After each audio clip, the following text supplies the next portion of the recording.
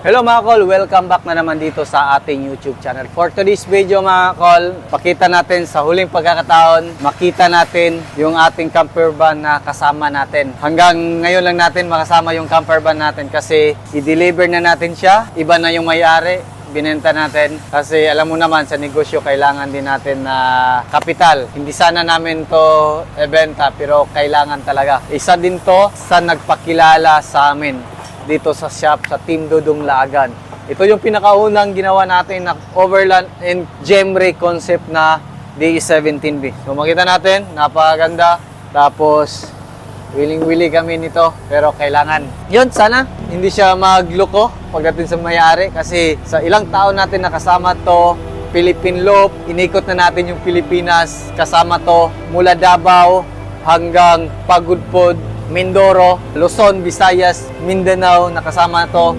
Hindi tayo pinabayaan nito. So, hindi to isang beses na nagloko sa biyahe natin. Sa camping, ito yung gamit natin. Maraming beses na natin kasama. Meron tayong mga video niyan. Wala tayong magagawa. Nakakalungkot. Pero kailangan natin i-give up mga kol. May mga bagay talaga na kailangan natin i-give up. So, pakita natin. Gemray concept, mukha. Yan, pakita natin sa itaas. Meron tayong rooftop from Overland Kings. Tapos dito, pakita natin sa gilid.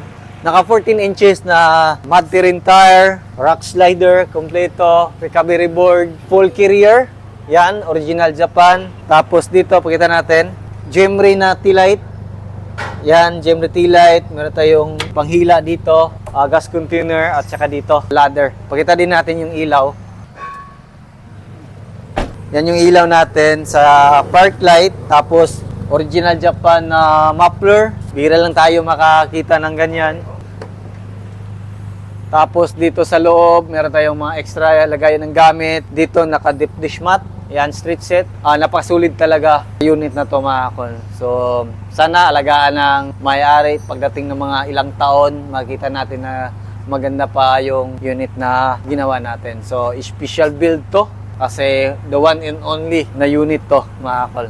Yan lang. So, kung gusto mong mag-order ng mga ganitong setup, pwede kayo bumisita sa shop natin sa Proctoy Barangay sa Toninio Carmen, Davao del Norte. So, before natin makalimutan, shoutout muna natin si Sir Katapang, no? Bagong may-ari nitong ating unit. So, yung may-ari nito is taga Calapan, Mindoro.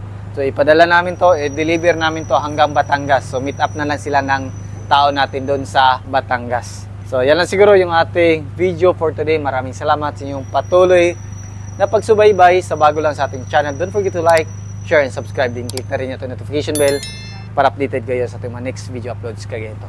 Ingat po mga kol, and bye-bye. God bless po sa ating lahat.